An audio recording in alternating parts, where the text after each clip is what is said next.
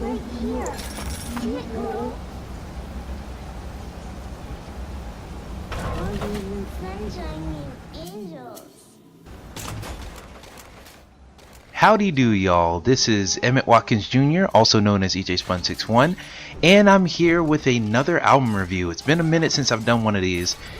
Today we're talking about Everything is Everything. It's like, we're talking about Everything is Love by the Carters, or as you might more well know them, Beyonce and Jay-Z. They finally released their highly anticipated or highly speculated joint album, and I've been listening to it over the last few days, and I'd like to talk about it just a little bit. Pretty brief. It's only 9 tracks, so real quick, as I always do with these videos, I start with a little bit of a history of me and the artist, or the artist in this case, since there's 2 of them. So as if you guys have been on my channel, you probably already know how I feel about Beyonce and Jay-Z. I've done reviews for both of their previous albums. I did a Lemonade review. I'll probably include that in the description somewhere, and I've done a 444 review from Jay-Z, and I'll probably include that in the description as well. And yeah, there's some of my favorite artists out there. They're both in my top 10. I'd say Beyonce is probably in my top 5, and I love a lot of stuff from them. Now I will say, their most recent albums, the most recent solo albums, I really enjoyed. Beyonce did a lot of new stuff on Lemonade, and she did a lot of stuff that I felt was unconventional for her, which is what made me love that album so much. And with Jay-Z, he spoke on a lot of things in his album that I don't recall him ever really speaking on at all, and so it was really refreshing to see him talk about that type of stuff. So it's kind of funny when we get to this album, Everything is Love, and we see them kind of returning to the well a little bit. Sometimes in aspects of sounds of songs, some songs sound similar to other collaborations that the two have had. Sometimes in the way of subject matter that they're rapping about. But overall, the album is, you know, we're gonna do our track by track breakdown, and then I do my overview at the end. That's how these things go.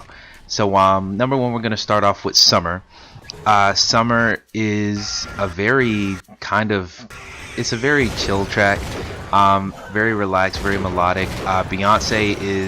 This is basically a Beyonce song featuring Jay-Z, effectively. Besides Jay-Z doing his little Let It Breathe ad-libs in the background while Beyonce's singing, he only gets really 1 verse on here, and I feel like the beat is so slow and dreary that it doesn't really mesh all that well with Jay-Z's rapping. But the song is fine. I don't dislike the song Summer. It does feel kind of like a weird beginning to the album. It feels like it feels like the album's starting and they're already in the middle of it.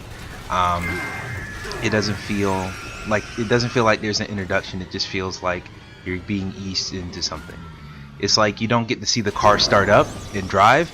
We're already greeting the car full of people while it's already on the road. That's what it feels like.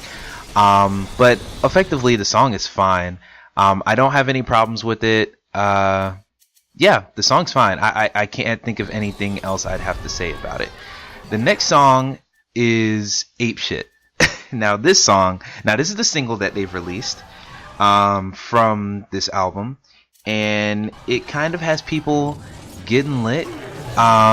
So first off, this song is effectively a Migos song. There is a demo of this song out there on the internet somewhere. You can probably find it somewhere where it is the Migos performing the entire song, and you can definitely hear that still even in this Beyonce Jay-Z version. You can actually hear like ad-libs from Quavo, and you know, he's all over this track. Actually, you can hear ad-libs from the Migos in the background while they're rapping.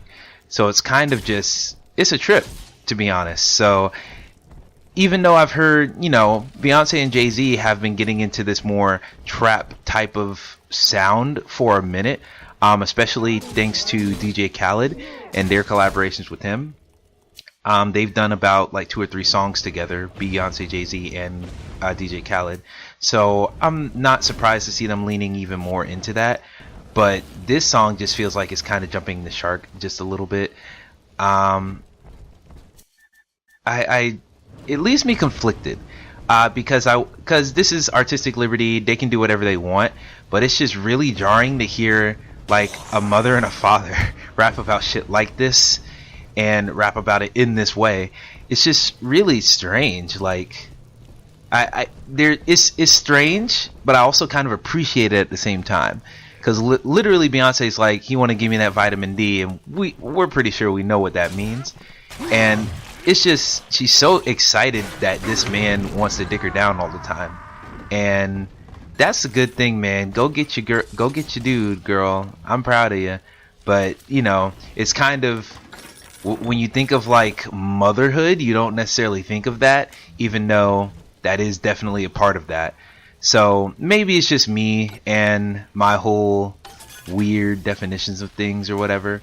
But I just thought it's odd, because I don't want to say it's bad, because the song's fine. I don't really have a problem with the song. I don't really even have a problem with the subject matter, because a lot of these songs say the same types of shit. But yeah, it's just jarring. Jarring is the word I'm looking for. It's jarring to see that. And jarring, I don't mean in a negative way. It's just in a way where, oh shit, I didn't expect that. And other shit like that. But yeah, there are some really good bars from Jay-Z and whatnot. You know, he's talking directly to the NFL saying, hey, I don't need to perform at the Super Bowl. You guys need me. And you know how boss of a move that is. And the fact that the music video for this was shot in the Louvre. Over in France, so that is fucking crazy. The fact that they have that much money to just rent out the Louvre and shoot a music video in it, that is some crazy shit. And so, yeah, it's a great song, man. I really do enjoy this song. The more I think about it, the more I do enjoy the song.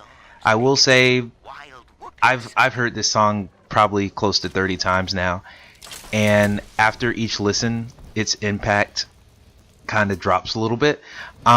It's not one of those where I can just play on loop exclusively all the time. It's one of those where if it comes on randomly one day, I'll get excited. But after I've heard this so many times, it's just like, oh, it's that song again.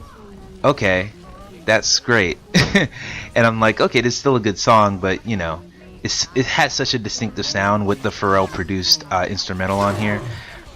It's just, you know, it's hard to get excited for it every time, but otherwise, Ape Shit, pretty good song, even though it is effectively a Migos song. And I wouldn't say it's even as catchy as other Migos songs, such as Stir Fry. Stir Fry is a fucking banger. But this one, you know, solid effort. I dig it, but there are some songs on this album I like quite a bit more. And one of those songs I like more is Boss. The instrumental on this one is silky, silky smooth. I really like the singing chorus in the background, that doo or however it goes. I'm not a good singer. Yeah, I really dig that, and I feel like that sets the mood for the entire song, and it just makes it feel so much more grand than I feel it would have felt otherwise without that singing part in the background. And Boss is really just a song where, you know, B and J talk about how much of a boss they are. And there are some really, really, really good lines in here. I love Jay-Z saying something along the lines of, he's saying a lot of boss moves. He says, where is the line? I got the lyrics up as I'm going through this. You ain't where is it? You're not a boss, you got a boss. That is like crazy. When I heard that, I was like, ooh, shit. And we measure success by how many people successful next to you. Here we say we broke. Here we say you broke if everybody is broke except for you. That is like, when he said that, I was like losing my mind a little bit. I was like, holy fucking shit. This man's on a different tax bracket. Like, oh my god, I just feel like a peasant. And that's not even like, Jay-Z had some dope lines, of course. He has his verse somewhere early on in the song. But even Beyonce comes in with the heavy hitters a little bit. My great-great-grandchildren already rich. Like, holy fuck. And then that's a lot of brown children on your Forbes list. The fact she said children is like, yo, we blacking this bitch up. It's just crazy, man. Like, and you know that's probably true. Like, these two have so much money, such a high combined wealth between the two of them. They don't need to worry about another thing for like 3 generations of people. That is insane. And when you think about the power that they have, not just monetarily but just culturally. Like the fact that this album came out as a surprise and it took over the internet instantly, and everyone else's albums that came out just got immediately overshadowed. And I do, but on a side note, I do plan to talk about Nas's album at some point. And I was thinking about doing a review for J-Rock's album, but I don't know if I like it enough to talk about it. But yeah, we'll see. But yeah, just overshadowed everything that came out around it. Yeah, they have a big impact, a big blueprint. And so I really dig this song. With that silky smooth instrumental I said, and then a couple of these, lyrical gems in here. It's just a really good track to just ride to and just like make that stank face whenever they say something hard. That is the type of track I like. So yeah, Boss, really good track. Not much more to report on it. Just something I really dig. But the next track is definitely my favorite, absolute favorite track on the entire album, and that is Nice, featuring Pharrell Williams, in a beat that's probably produced by him too. So this song, this is the one that goes, I can do anything, yeah. This beat, I don't know what it is about this beat. It's not even like fast paced like most Pharrell beats are, but it has that groove to it. I don't know how to explain it, but it has a groove. Like the bass in there just comes in, and then it's some type of modified piano sound that's in there as well. It just really like gets you, and especially when the chorus comes on and it's just, and I'm nice. It makes you want to like bob your head on the rhythm, or like do that dance that, I don't know what the dance is called, but it's the one where you're like moving your arm and your foot at the same time. It's like kind of like the Running Man, but only with one foot. Yeah, it makes you want to do that like on beat. Like it is fucking hard. That beat is just, ugh. I can't get over that beat. First off, that beat is just too much. Second off, Jay-Z's verse on here is really good. Now it's him talking about, it's weird that this beat is like so like makes you want to get up and move, but then his verse is a little bit more introspective and talking about some real shit. Saying a bunch of discriminations he get despite his wealth and despite his his influence. He still is reminded that he's black, with other things such as getting dragged into court for random traffic violations on just incidentally, and then him not even having fear about getting locked up because he has this wealth, but the fact that he's in there in the first place because he's black. And it's just stuff like that. That still happens, and it's cool to see Jay-Z talking about it. But it is kind of such a contrast to the rest of this album, where they're bossing it up the whole album, and this feels like one of the few moments in the album where Jay-Z's like, hey man, I still suffer from some things sometimes. So I thought that was cool, but just his flow on here is impeccable as well with that beat. He's picking up the pace a little bit more until the end of his verse, where he's like, I might raise my price. Great advice. Damn you, ho. Jesus Christ. It's so fucking good. So yeah, that is great. And then Beyonce's verse. Jesus fucking hell. Beyonce's verse on this fucked me up. So she says some shit like, if I gave two fucks about streaming numbers, I would have put Lemonade up on Spotify. When I heard that, I was like, god damn. The fact that I was listening to this album, Everything Is Love, on Spotify kind of made me trip a little bit to hear that phrase, but I was like, oh shit. And yeah, I was fucking tripped out about that, because I wanted to listen to Lemonade forever, and then it never got put up anywhere. So you know your boy downloaded that shit because I couldn't pay for Tidal and all my other shit at the same time. So yeah, I was tripping at that, and then she has some more shit. Where is it? She said, I'm everybody type. This is crazy, man, because so many people, black, white, or otherwise, are like, oh, I don't like black girls. But who's the one exception every single time people like that say that? Beyonce is their exception. Like, that is everyone's exception. No one does not find Beyonce attractive. That is crazy. So the fact I'm sure she knew that before she even said this, but the fact she said it like that is just like the ultimate, like, oh shit. Okay, drop my mic. The fact that she said that is like the ultimate boss move. That is like, yo, like, so much of like so okay, I'm gonna get a little deeper into this a little bit. So there is a subsection of feminism where it's about controlling the male gaze, and the male gaze is put onto you as a woman, and then you can manipulate the man to do what you want, and that has its own sense of power. That's, I don't know if I'm saying that all the way right, because hey, black dude here. But we talked about this in one of my classes before. But yeah, just that whole concept, that whole idea, she is taking that to 300% here. Because she is definitely like she's controlling this. She's straight up saying, hey, I know you think I'm bad, and I'm gonna take that and use that to my advantage, and manipulate you to do so. Maybe I'm looking too much into it. Maybe I'm thinking too deep. But I just thought that was like the bossiest fucking shit I've ever heard. That's like one of the top That's like when Pusha T released this diss track and said you are hiding a child to Drake.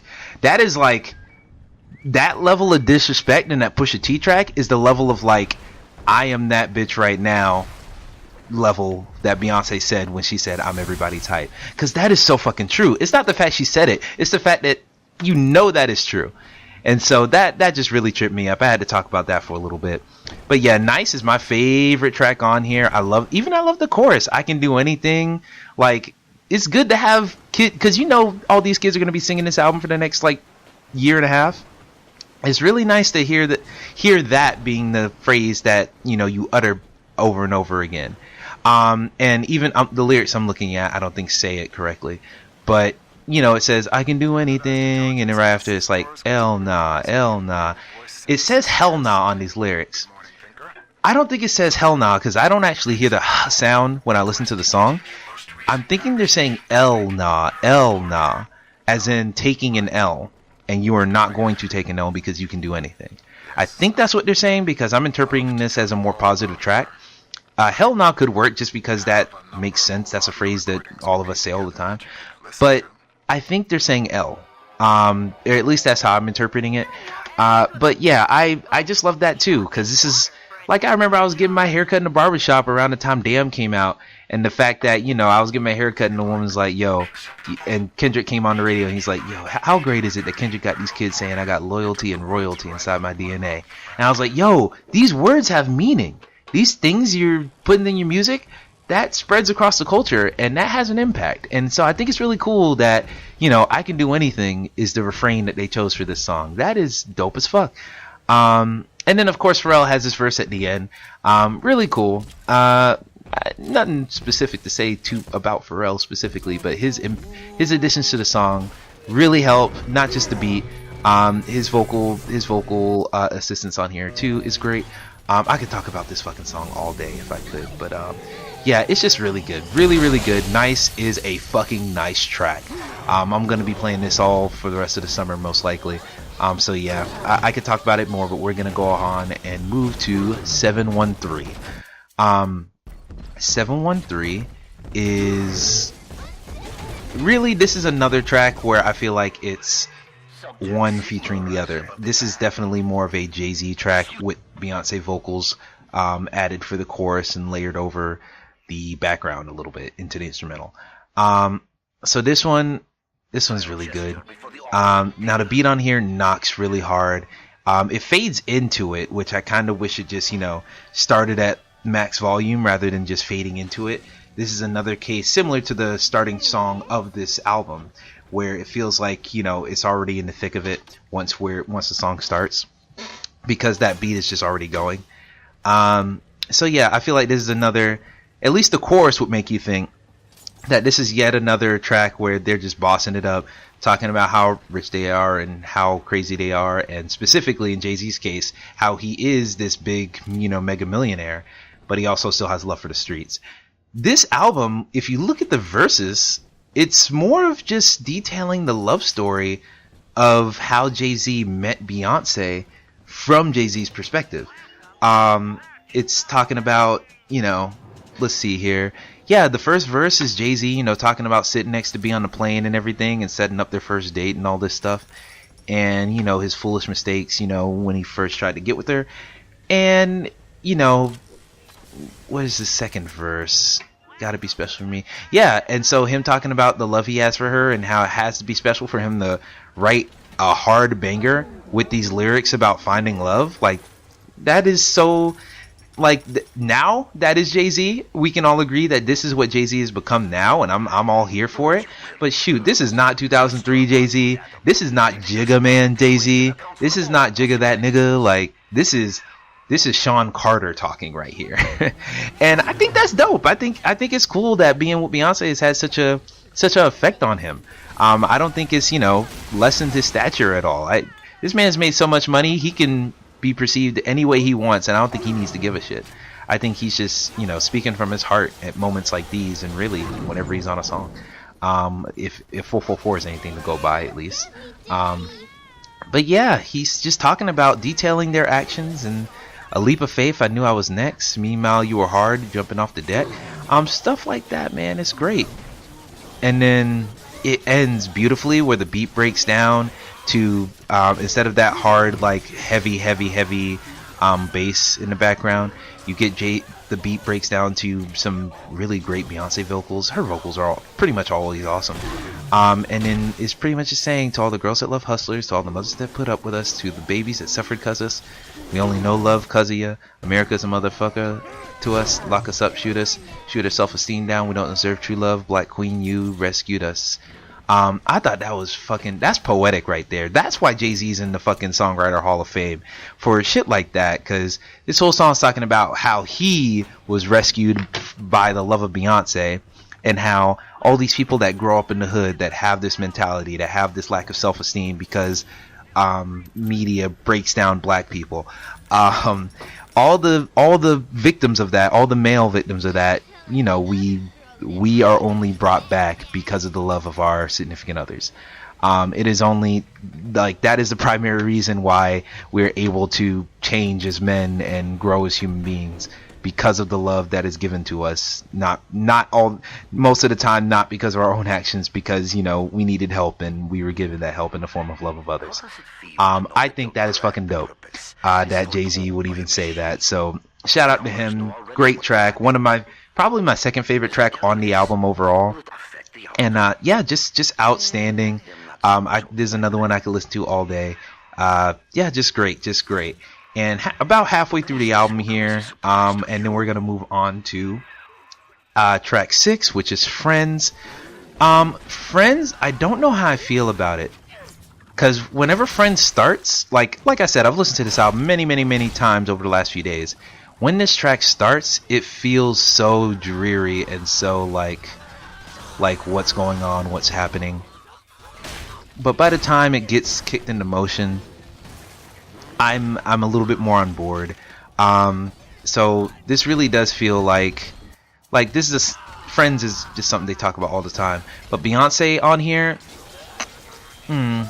how do I explain this?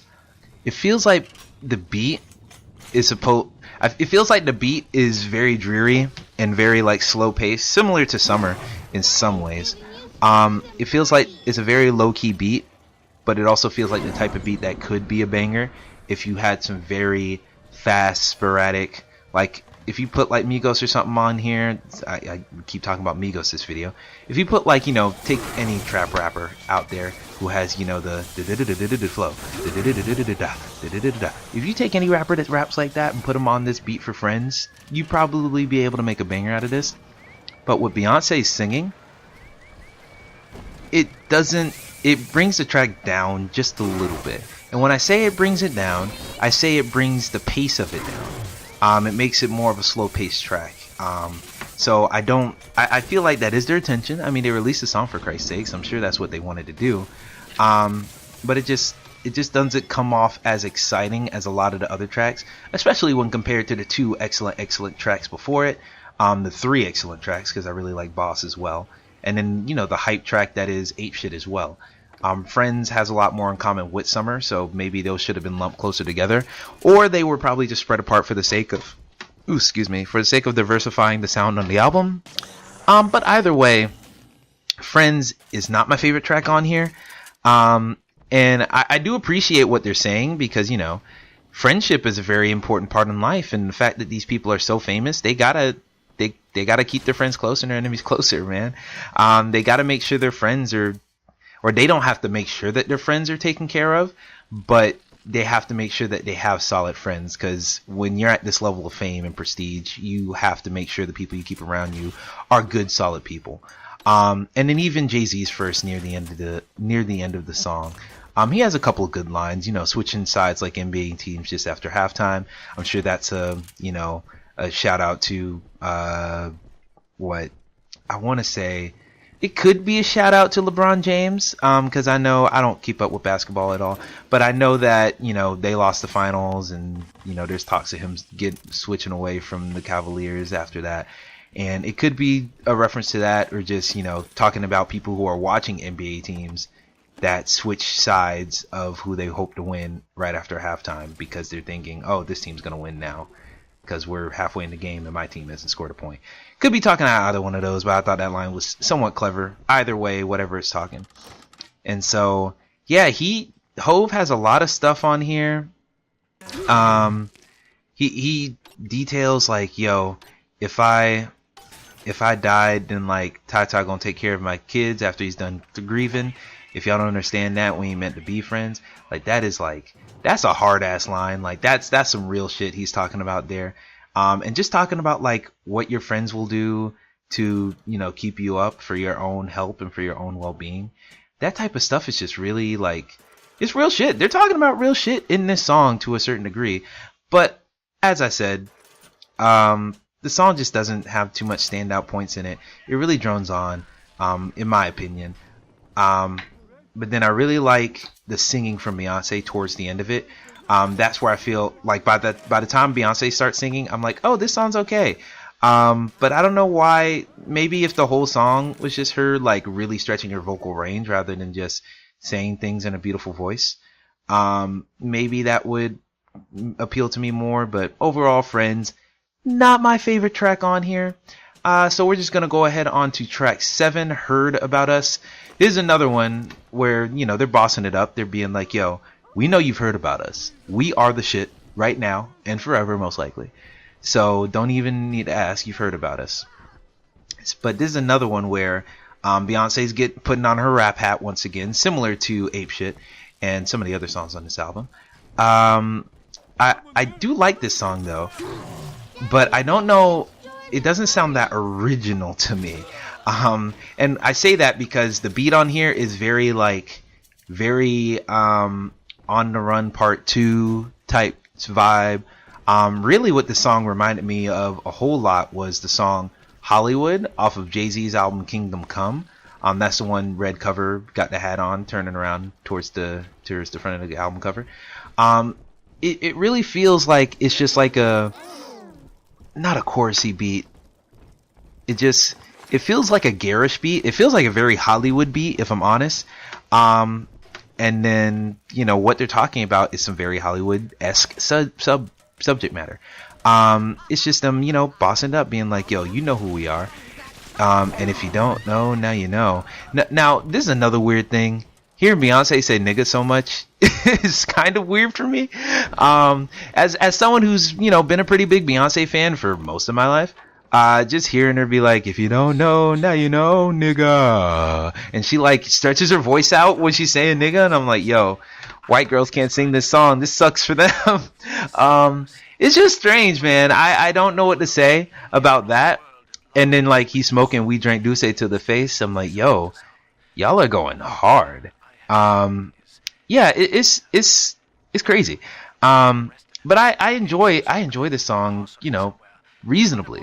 I wouldn't say it's one of my favorite tracks on the album. It's probably somewhere in the middle for me. But I really dig I dig the verse towards the end, where it's like, Billie Jean is prime for the 1,000th time, that kid ain't mine. I love that Billie Jean reference because people forget, Billie Jean was literally Michael Jackson talking about how, there's pregnancy allegation that the kid's mine. That shit ain't mine. I ain't been fucking yet. Yeah. And then I love, people calling him dad kiddingly online.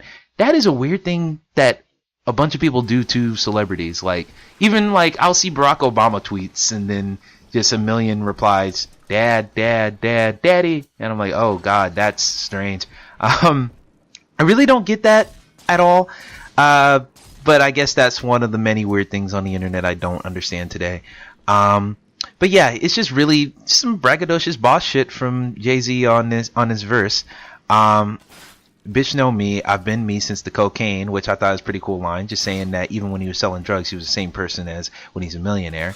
And bitch know B, she don't even need a whole name. Like, you don't even need to hear Beyonce to know that we're talking about Beyonce when you say the letter B. Like, that's how big she is, because B, yo, she has an abbreviation. That's how big she is. And it's crazy. And shooting videos in the Louvre famous. Like, they shot the video for 8 shit in the Louvre. Like, you don't get much bigger than that. You can't do that as just any artist. So, yeah, it's crazy, man. I think I really dig the lyrical content on this song more than I dig like the instrumental and everything. The instrumental to me just feels a little bit played out. Like I feel like I've heard this type of song from them before, but of course it's heightened up because in the years since they've definitely grown in prestige. But you know, I just feel like I've heard this before. This feels like a part 2 to a song they've made years ago rather than, you know, a brand new track for my ears. And with that, we're gonna go on to the the penultimate track of the album, Black Effect. Now, this one starts with a little bit of a intro. I'm not exactly sure who's speaking on this intro. Seems like a older black woman on here. And, you know, kids are asking her, hey, can you tell us about love? And then, you know, they're explaining, you know, there's love of children, love of self, love of God, love of partner. They all have a different shape, but it's about the love of humanity. That's what we need right now. Pretty beautiful message to start off the song on. And then when that beat kicks in, oh God, the beat on here is really good. Heavy, heavy bass, much like 713. The bass on here just fucking tickles me pink. And you know, I'm good on every MLK Boulevard and see my vision with a tech, bitch, I'm Malcolm X and Das Effects. They are really making some deep ass cuts, just to different black figures. MLK isn't that deep of a cut. Malcolm X isn't that deep of a cut, but you know, Das Effects, that's a fucking early 90s hip hop group. And some other shit like that. Like, they're really hitting that black effect. They're really going in on there. And then, you know, they just got a lot of black isms in this song. Like even in Jay-Z's verse at the beginning, off-white fit that I rock, shit permanent. And then, a nigga late, but he best dressed. Got slowed down by the weight of my necklaces. Parked the Lexus in the projects, bitch, I'm reckless. Extra magazine, hopped on a jet with my ebony chick. Hopped on a jet with my ebony chick? Blacker than the Essence Fest? Now hold up. This is something I'm just not getting. Extra magazine, hopped on a jet with my ebony chick, blacker than the Essence Fest. Jet is a magazine, and that magazine is known for doing a yearly issue in which they highlight the most beautiful ebony women. So that is a pretty clever line. And then right after that, Essence is also a magazine aimed at black women. That is like, okay, dope. That's some good writing. That's some fucking dope writing. LeBron James to your Omaroses. Yo, Omaros was a White House staffer that was brought on in the Trump administration. She was brought on from, I want to say, God, what the fuck is that show he used to host? I don't give a shit. But yeah, she kind of two-faced little bitch. We don't talk about her. So yeah, and then LeBron James is like super like, he don't fuck with this administration at all. So that's a clever line. Now I feel like I'm just gonna break down all these lines. I didn't realize just how much deep shit is in here. Yeah, man, Jay-Z is such a great fucking writer, man. Jay-Z's great, y'all. Jay-Z's one of the GOATs. Don't disrespect it. But yeah, just dope shit from Jay-Z on this verse. This is once again a song that I feel like is Jay-Z featuring Beyonce. Even though I feel like they get closer to equal actual vocal time on this track. I feel like you hear their voices the same amount of time. But I feel like Jay-Z's contributions in this track overall are so much stronger. And Beyonce does do a little bit of rapping stuff as well. And then, you know, I love when she was like, I will never let you shoot the nose off my pharaoh. Like, ugh. That's like the type of shit Nas was talking about back in the day, where, you know, they shot the nose off the Sphinx. Like shit like that. Like, whoo, this is blackety black type shit, and I'm all here for it. Yeah, man. This is another one of my favorite tracks. This is up there. So far, favorite tracks on here: Boss, 713, Black Effect, and Nice. Yeah, this track is so fucking good. So much black shit in it, and I'm all for the black shit. So yeah, I could gush about it more, but I don't want to make this video an hour long. So we're gonna move on to the final track, which is Love Happy. Now, this is weird because I feel like instrumentally, I feel like this track has a lot more in common with some older tracks as well. I feel like this track has a similar instrumental to Heard About Us, where it's very like, it feels very Hollywood, but the other one in Heard About Us, that one feels like classical Hollywood, like, you know, suit and tie Hollywood, like, oh, we're about to go off to the Oscars Hollywood.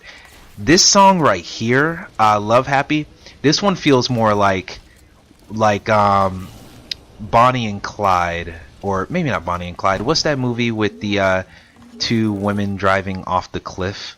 That it's not Bonnie and Clyde.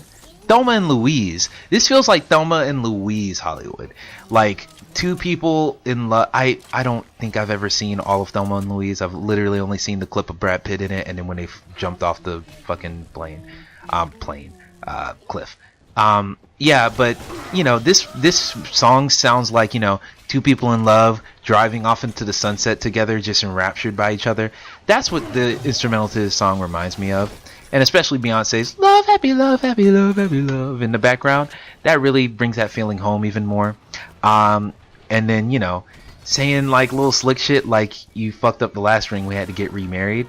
Like that's just a cute little peek into their life, and I thought that was really cool.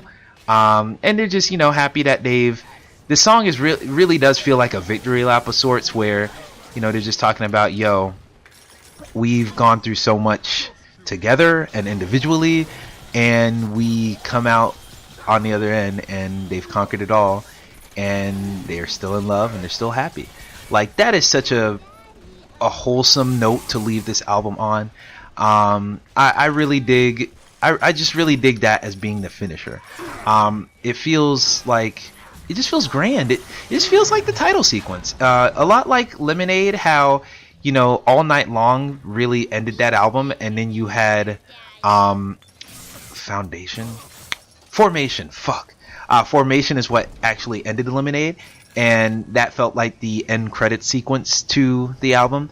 This feels like the actual ending / end credits. This feels like the credits are rolling as, like, you know, the scenes are still happening and people are saying their goodbyes at the end of the movie.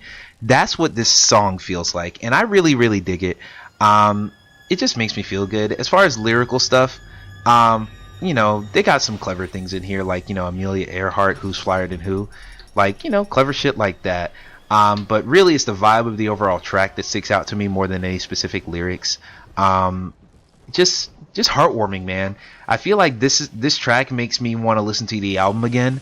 Like, when I'm listening to the album, I hit the repeat button when this comes on, because it just makes me repeat album, not necessarily repeat track, but it just makes you feel good for having listened to most of the album, because as I've been talking about, most of these tracks are really, really good. So yeah, Love Happy, fantastic track. So to end off the video, what do I think about Everything Is Love as a whole, as a complete project? Very brief project at 9 tracks, and overall, I like it a lot. I'm gonna say I like it a lot. I can't really say that I love the album, because as I've discussed, not every track on here I'm in love with. Friends comes around by the end of it, but for most of that track, I'm just not there for it. Summer, that track feels kind of blah. Yeah, I've already talked about that. And then, what was the other one?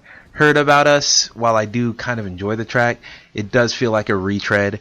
But a majority of these tracks are really, really, really great tracks. But overall, I kind of conflicted because Lemonade had such a focused direction, and 444 had such a focused direction as well. It feels very strange to have, well, not very strange, but it just feels off to have them back together. Well, they've been together, but to have them together on a full-length album this time. And it feels like, to a large degree, they're both reaching back to the well a little bit. Jay-Z is talking about more braggadocious stuff, which is something he really... Actually, you know what? That's not a valid complaint. Cause in 444, Jay-Z was talking about braggadocious stuff, but just at a different scale. He's talking about buying art for his kids that are gonna appreciate and value and be worth millions in years. Like, that's a braggadocious line, and a lot of his braggadocious stuff in this album have a similar tone. But Beyonce, what I loved about Beyonce and Lemonade was the fact that she was going to so many different styles, so many different genres, doing so many different things musically and sonically, using that beautiful voice of hers to do so many different things. I just thought that album was just outstanding for it. This album, lots of rap influence, which I love. Rap is my favorite genre, so I'm not going to complain about, rap influence, but from a voice as beautiful as hers, I'd like to see her on one rap track, two rap tracks, a handful, but a whole album where it's mostly her, like, most of her contributions on this album are either in the background of rapping or her rapping. So it's kind of like, okay, it's not bad, but it is definitely feels one note for her. From Jay-Z, I don't know if I really, like, I don't want Jay-Z singing on anything. That's just not something I want. And Beyonce, I like when she raps sometimes. Like, even on Top Off, the DJ Khaled song with Future and Jay-Z, I really dug her contribution on that, and I loved it. But, Lemonade was just so spectacular. I guess my standard for her is just a little bit higher. And also, let me say something else real quick. I am somewhat salty about all these members of the Beehive that are... they love Beyonce, but I feel like among the Beehive, there's a little bit of disdain for Jay-Z. Not that they dislike him. I mean, sure, you probably still get people that are like, oh, he cheated on Beyonce, we'll never forgive him, and, that's them. Beyonce's made her peace, so, who cares? But I do hear some disdain where people are like, yo, did you hear that new Beyonce album? It's like, yeah, Jay-Z's on it too. Oh, Jay-Z, yeah. Like, I don't understand that. I feel like that might literally just be, a difference in preferred genres. A lot of people like pop music. But not everyone loves rap music. We're not there yet. For as big as Kendrick was and for as big as a lot of these rap artists are, not everyone loves rap music quite yet. So I feel like that is part of it. But, yeah, I just wanted to talk on that because that's very strange and I don't think that's really... cool. Like, Jay-Z is just as much of a, as far as in his genre, Jay-Z is just as much of a legend as Beyonce is in pop. At least I would say. Jay-Z is up there as one of the greats in rap, so there's really no reason to, like, if these people who have this disdain knew that and would, learn about these artists that they, love so much, or the ones that are related to artists that they love so much, maybe there wouldn't be so much disdain. There'd be a little bit more respect, but yeah, I'm gonna pretty much chop it off there. But yeah, Everything Is Love. Everything is almost perfect on Everything Is Love. I really dig most of the tracks, but like I said, 2 or 3 tracks just not up to my liking entirely. Also would have loved a little bit more range of performances from Beyonce as well. And I do feel like so many songs on here belonged mostly to Jay-Z. That's probably why she, didn't, like, I don't think she was going to break out another Jack White feature and make another rock song. Even if, if she did that shit and Jay-Z had a verse on it, I would be here for it. But that is not the case here. I hope they make more projects together because this one I really, really dug. I hope they go on to make something else. Maybe take more inspiration from Lemonade and do more genres and stretch out a little bit more and still have Jay-Z featured on some of those tracks. Because I'd love to see Jay-Z just rap over some really, off the wall shit. But anyway, that's it for me. I've talked about this album for about 45 minutes, so I think this video has gone on long enough. And yeah, that's it for Everything Is Love. I will have more videos coming in the future, so be on the lookout for that. And I'm actually going to be flying out to San Francisco in a few days to go to Kind of Funny prom, and to see a couple friends out there as well. I'm very excited. Gonna be there for a few days. I might come back and make a video about it. Lord only knows. We'll see what happens. But yeah, without further ado, I'd like for all of you to have a great day. I hope everything in your day is love, and everything in your life for that matter. And without further ado, this has been Emmett Watkins Jr., also known as G161. Keep it real, keep it trill.